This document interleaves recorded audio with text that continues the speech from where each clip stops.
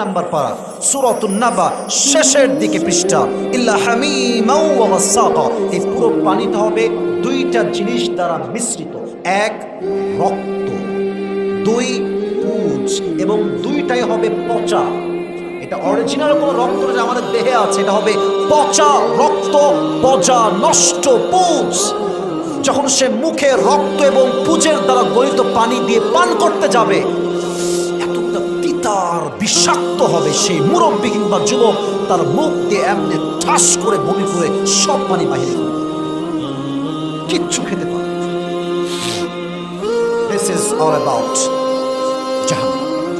এটা জাহান্নামের just basic একটা ধারণা বললাম। এবার আসেন সেকেন্ড চ্যাপ্টারে আমরা যাই।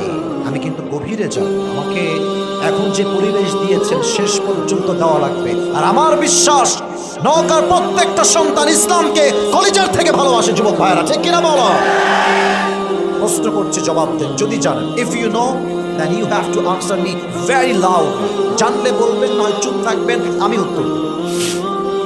বলেন তো, জাহান্নামে মানুষকে শাস্তি দেওয়া হবে সবচেয়ে বড় মাধ্যম কি দিয়ে? কে বলতে পারে? সবচেয়ে বড় শাস্তির মাধ্যম আগুন। বলেন সবাই, এবার বলেন নাম কি এটার? আমি তো বলে দিয়েছি, এবার বলেন এটার নাম কি? আগুন, fire. Okay, let me give you example. আমার হাতে দেখেন, এটা আমার হাতে কি? যুবক ভাইরা বলো দেখি। ডানে কোনো আওয়াজ নাই, কষ্ট পেলাম। এটা আমার হাতে কি? বলেন সবাই, বলেন তো। টিস্যু কি গোল হয় না চারকোনা হয়? বলেন তো। আমি জানি এটা একটা tissue, I know that, but আপনি এখন ভাববেন this is not a tissue. এটা কোনো টিস্যু নয়, এটা হচ্ছে একটা স্ক্যান্ডাল, এটা হচ্ছে একটা মোমবাতি। এটার নাম কি যুবক ভাইরা? আচ্ছা, আমাদের গ্রামের মানুষ, আমিও গ্রামের ছেলে, আমার জন্ম একদম ভোর গ্রাম। আমাদের সময় আমরা হারিকেনও দেখেছি, আমরা মোমবাতিও দেখেছি। একটু এদিকে তাকান তো, মোমবাতির গোড়ায় মুরব্বী আব্বাজান যুবকরা এদিকে তাকাও, এই গোড়ায় কি জ্বলে? এই তো রাইট আনসার, কি জ্বলে? বুঝে থাকলে বলেন তো, আগুনটা কি এইরকম বিশাল লম্বা হয় না মিটি মিটি হয়? মিটি মিটি হয়। আসেন, আসেন। আমি একজন নওগাঁর নিয়ামতপুরের যুবককে বললাম, এদিকে আসো। কি হয়েছে হুজুর? বললাম তোমার সাথে চ্যালেঞ্জিং হবে আজ। কি চ্যালেঞ্জ? আমি বললাম I will give you 10 crore টাকা। তোমাকে আমি 10 কোটি টাকা দেব। বলবে কেন 10 কোটি কেন হুজুর? আমি বলবো আই হ্যাভ অন কন্ডিশন। একটা শর্ত আছে। কি শর্ত? আমি তার হাতের সামনে মোমবাতি রাখবো আর বলবো I will give you 10 crore টাকা, but there is on condition that I have for you, and that is you have to put your finger in the fire just for 5 minutes. শর্ত একটাই, 10 কোটি দিব, তোমার এই আঙ্গুলটা আগুনের ভেতরে 5 মিনিট একাধারে রাখবে। রাখবে কেউ? এত আস্তে কেন বল? রাখবে কেউ? রাখবে। কি বলবে জানেন? আমি বলছি, আমার মাথা ঠিক আছে হুজুর, আমার আঙ্গুল আর হাত যদি ঠিক থাকে 10 কোটি ये तो बहुत दूर की बात है। আমার হাত ঠিক থাকলে এমন একটা সময় আসবে আমি 20 কোটি টাকা কামাই করতে পারবো। ঠিক কিনা বলে? কেউ তার হাতের একটা আঙ্গুল আগুনে রাখবে। আচ্ছা, দুনিয়ার আগুন আর জাহান্নামের আগুন কি এক না পার্থক্য আছে? কত আছে? আমি বলছি, আমি সংখ্যা সহ নবীজি বলেছেন দুনিয়ার আগুনের চাইতে জাহান্নামের আগুনের তাপ হবে 70 গুণ বেশি। নাউজুবিল্লাহ পড়বেন না আপনার সবাই যুবক ভাইরা? 70 গুণ বেশি। দুই, আর একটা হাদিস বলি, প্রশ্ন করি আগে বোঝাবার সাথে। জাহান্নামের আগুনের রং কি হবে? কে বলতে পারে? রাইট আনসার, কালো, ব্ল্যাক। লাল হবে না, সাদা হবে না, এটা হবে ব্ল্যাক কালার। তিরমিজির হাদিস, নবী করিম সাল্লাল্লাহু আলাইহি ওয়াসাল্লাম বলেছেন জাহান্নামের আগুনকে আল্লাহ রাব্বুল আলামিন 1000 বছর জ্বালিয়েছেন, ফলে তা লাল হয়ে গিয়েছে। আবার জাহান্নামের আগুনকে আল্লাহ রাব্বুল আলামিন 1000 বছর জ্বালিয়ে ফলে তা সাদা হয়ে গিয়েছে। আবার যখন 3000 বছর জ্বালিয়েছে, এটা জ্বলতে জ্বলতে জ্বলতে বিশাল ভয়ঙ্কর একটা কালো রূপ ধারণ করেছে। এতটা কালো, জাহান্নামীরা যখন জাহান্নামের আগুনকে সচক্ষে দেখবে, তার দেহে একটা ভয়ে থরথর করে কম্পন করে উঠে যাবে। নাউজুবিল্লাহ বলবেন না আপনারা সবাই? কালো রং হবে জাহান্নামের আগুনের রং। এবার আসেন আয়াত শুনে 29 নম্বর পারা সূরাতুল মুদ্দাথির, লা তুলকি ওয়ালা তাদা লাওয়াহাতুল লিল Bashar. Very clear ayah. The fire of hell will not leave them alive, nor will it leave them dead. জাহান্নামের আগুন যখন মানুষকে স্পর্শ করবে, মানুষ না বাঁচবে না মরবে, বাঁচবেও না মরবেও না। লাওয়াহাতুল লিল Bashar, it will remove the skin from your body. এটা হচ্ছে আমার হাত। জাহান্নামের আগুন আছে অনেক দূরে। যখন একটা ঝলসানি দূর থেকে আগুনটা দিবে, আপনার দেহের চামড়া গোস্ত সবগুলো খসে খসে মাটিতে পড়বেন না আপনার সবাই। হায় হায়, কেমনে বোঝাই, কোন ভাষায় বোঝাই, কোন কথা বললে আপনারা জাহান্নামের আগুনকে ভয় পাবেন? আমার কাছে কোনো ভাষা নাই। বলেন তো, ইসলামের প্রথম যিনি খলিফা তার নাম কি? কে বলতে পারবেন? আবু বকর। এই কই যায় রে, কই যায়? এই ছেলে বসো, মাইরে হাড্ডি ভেঙে দিব রে, খবরদার। পুরো বছরে একদিন আসছি, 12টা পর্যন্ত কমপক্ষে আজকে ওয়াজ হবে যুবক ভাই, নাকি আগে শেষ করা লাগবে? আমি আসছি 9:30টার আগে। আমার কথা একটা, এটা নওগাঁর মাটি, এখানে টাইমের হিসাব হবে না, এখানে ভালোবাসার হিসাব হবে যুবক ভাই। আমার কমিটমেন্ট দেওয়া আছে কমিটিকে 1 ঘন্টা, বাট আমি 1 ঘন্টা হিসাব করবো না। সব জায়গায় হিসাব চলে না, ভালোবাসার মানুষকে নিঃস্বার্থ সব কিছু দেওয়ার আগে, ঠিক না বলো? আমার ওয়াজে একটা যুবক যদি উঠে যাও এখান থেকে, আমি ওয়ার্নিং দেবো, সাহস করো না। বাজার দোকানে বসে 2 ঘন্টা আড্ডা দাও, চায়ের দোকানে 3 ঘন্টা আড্ডা দাও, মাঠে গিয়ে 4 ঘন্টা আড্ডা দাও, তখন মাজা ব্যথা হয় না। তাফসীর প্রোগ্রামে আসলে শয়তান কিলায়, ঠিক না বলো যুবক ভাই? খবরদার, একটা যুবক উঠলে খবর আছে আজকে। সবাই দেখি তাকান, একটা কাশি দেন, দেন একটা তাকবীর, লিল্লাহি তাকবীর। এবার জবাব দেন। ইসলামের ফার্স্ট খলিফা, ফার্স্ট প্রাইম মিনিস্টার নাম কি? সবাই বলেন। আবু বকর রাদিয়াল্লাহু তাআলা আনহু। এবার আমি আপনাদেরকে সবগুলো হাদিস থেকে ঘটনাগুলো মনোযোগ দিয়ে শুনবেন। I hope that it will change your life totally and completely, ইনশাআল্লাহ। এটা আপনার জীবনে পরিবর্তন হবে। কেন? আমার এই বাংলাদেশ আজকে চোর এবং বাটপার দ্বারা ভরে গিয়েছে যুবক ভাইরা, ঠিক কিনা বল? আমার বিশ্বাস, এদেশের নেতাদের মাঝে যদি জাহান্নামের আগুনের ভয় তৈরি হয়ে যায়, তারা কখনো রডের জায়গায় বাঁশ দিয়ে বাসা বানাবে না। কে বাটপারি বাংলাদেশে অ্যাভেলেবল, ঠিক কিনা বলো? শুধু এই বাটপারি ভাই বললে তো আবার অনেকে মাইন্ড করবে। সবাই বলেন নাই বলতে, সবাই বললে বলবো।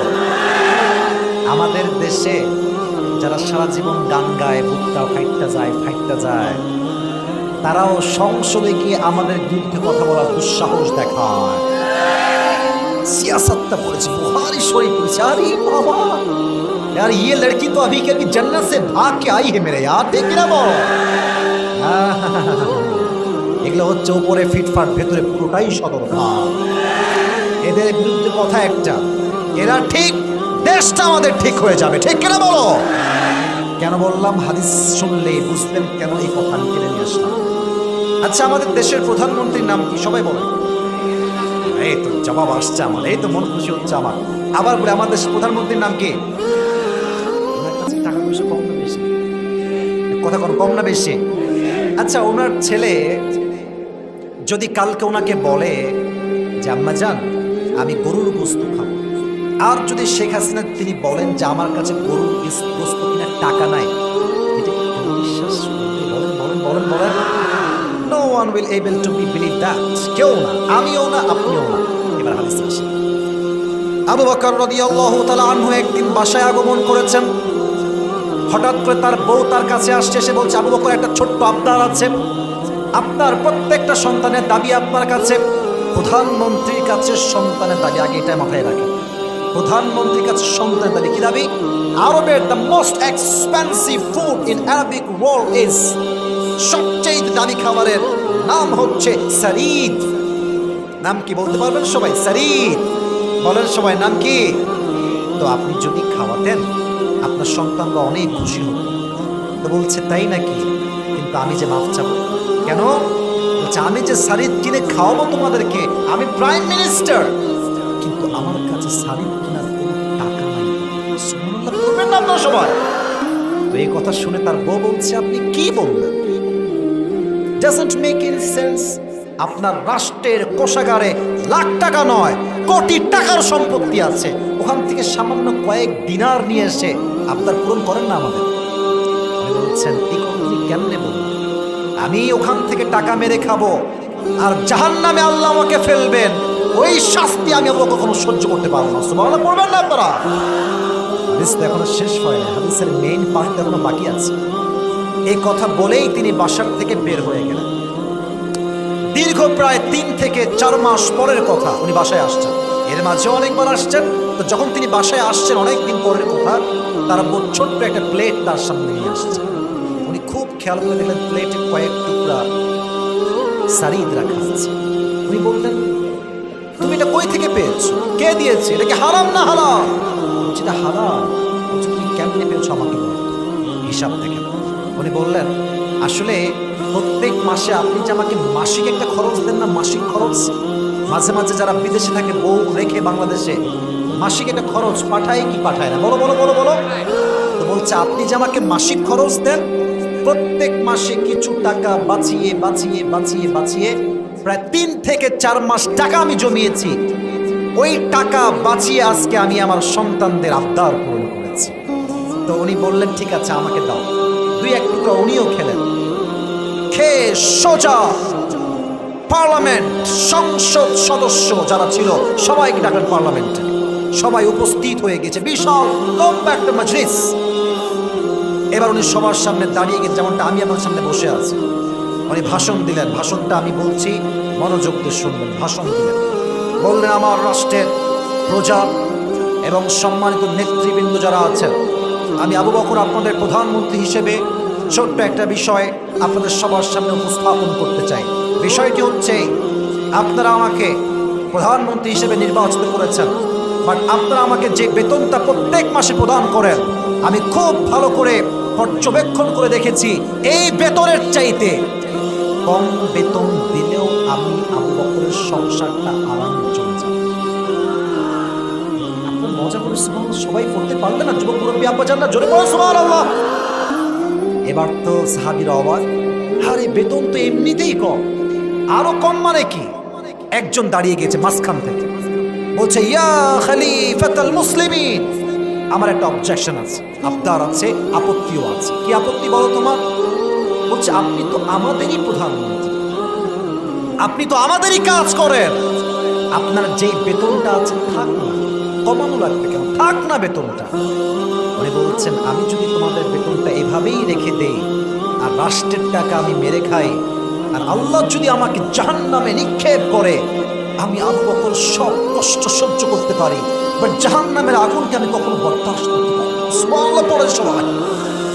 জাহান্নামের আগুনের ভয় কাকে বলে? মাত্র কয়েকটা দিনার বেতনটা কমিয়ে দিয়েছে। আর আমাদের দেশে আজকে কিছু নেতা আছে যা দেশের কোটি কোটি টাকা বিদেশের মাটিতে পাচার করে দেয় নগর ভয়রা। এদের বিরুদ্ধে কথা বললে অনেক সময় সমস্যা হয়ে যায়, বাট আমাদের ওইটা নিয়ে চিন্তা নাই। আমার কথা হক কথা। তুমি বেনামাজি হবা, পাটপার হবা, চিটার হবা, দেশের টাকা মারবা, তোমাকে আমি নেতা মানতে জীবন দিতে প্রস্তুত, আর নেতা মানতে প্রস্তুত হব না। ঠিক কিনা বলো? জাহান্নামের আগুনের ভয় লাগবে যুবক ভাই। এবার বলুন তো ইসলামের দ্বিতীয় খলিফার নাম কি? এখানে শ্রোতা মাশাআল্লাহ বসে আছে, ঠিকঠাক আছে। অনেকে বুঝেও বলে না। নওগাঁর মানুষ কেমন ছিল, একটু মোড়া টাইপের আছে, আমি জিনিসটা বুঝলাম না। মানে বোমা মারলেও কথা কয় না, আছে ব্যাপার স্যাপার কি। আবার প্রশ্ন করছি, এবার আর কিছু ঠিকঠাক করলেন না। ইসলামের দ্বিতীয় খলিফা তার নাম কি?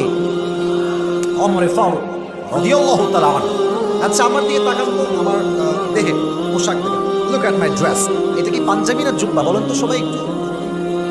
নিচের দিকে তাকায় তো বোঝা যায় এটা পাঞ্জাবি না কি, নাম কি? জুব্বা।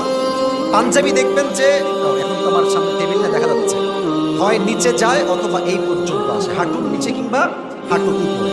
হাঁটুর নিচে গেলে বলা হয় লং পাঞ্জাবি, আর হাঁটুর উপরে থাকলে বলা হয় শর্ট পাঞ্জাবি। আর জুব্বা যদিও জানেন আপনারা, বাট হাদিস বলবো তাই বোঝাচ্ছে।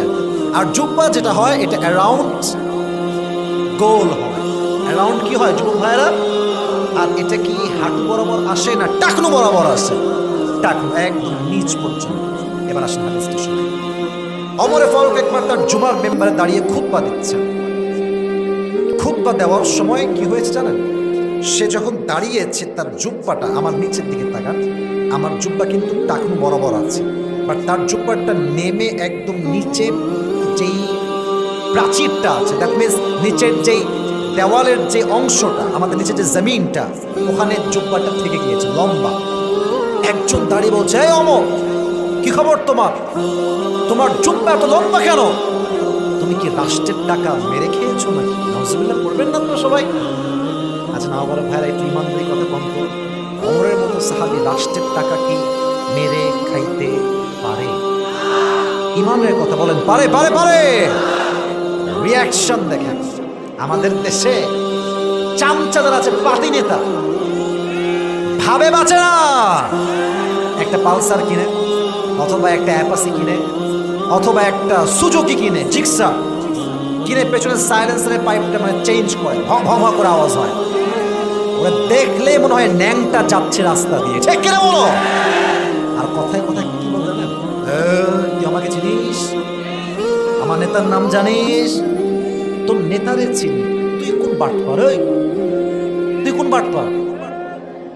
যে নেতার পরিচয় বড় হয় সে কখনো বড় হইতে পারে না। যে নিজের পরিচয় বড় হয় সেই তো বীর বাহাদুরের সন্তান। যুবক ভাইরা, প্রধানমন্ত্রীকে এত বাজে কথা, but there is no reaction in the face of Omar Faruk.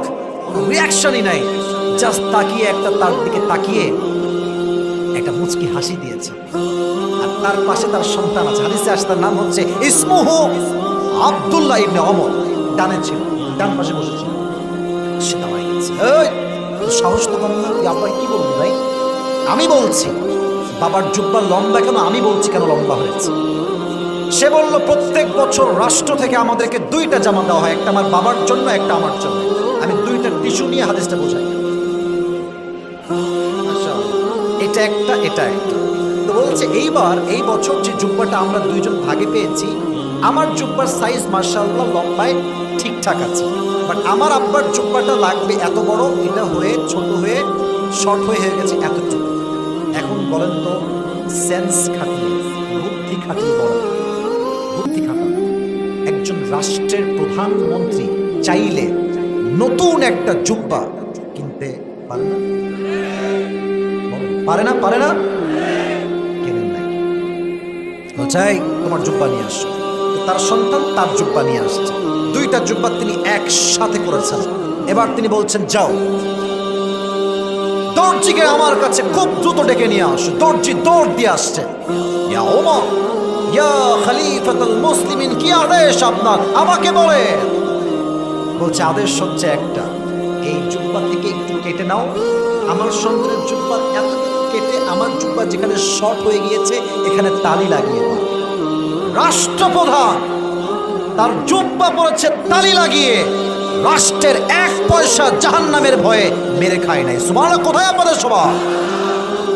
এটাকে বলা হয় জাহান্নামের ভয়, এটাকে বলা হয় জাহান্নামের আগুনের ভয়। যুবক ভাইরা, অথবা আমার বিশ্বাস, স্পষ্ট কথা, যার হৃদয়ে জাহান্নামের আগুনের ভয় আছে সেই মেয়ে কখনো পার্কে গিয়ে বোরকা পরে নষ্টামি করতে পারবে না। যুবক ভাইরা, এদের হৃদয়ে জাহান্নামের আগুনের ভয় নাই। এজন্য আমি মেয়েদেরকে সবসময় বলি, বোনেরা আমার যুবক ভাইয়েরা একমত হবেন কিনা জানি না, তবে আমাকে ওয়াজের মাঝখানে আমি বলতে আমি বাধ্য হচ্ছি, বোরকা পড়লে কিন্তু আসলে পরিপূর্ণ দিনদার হওয়া যায় না, যায় না, যায় না, যায় না।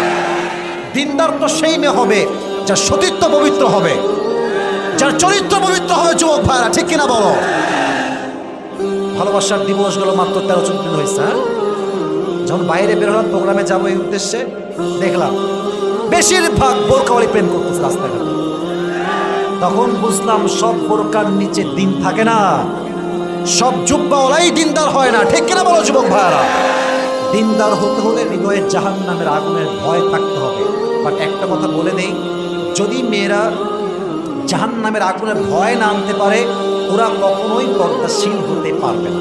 আর যদি পর্দাশীল হয়ও স্বামীর আন্ডারে থেকে পরকিয়া করে বেড়াবে।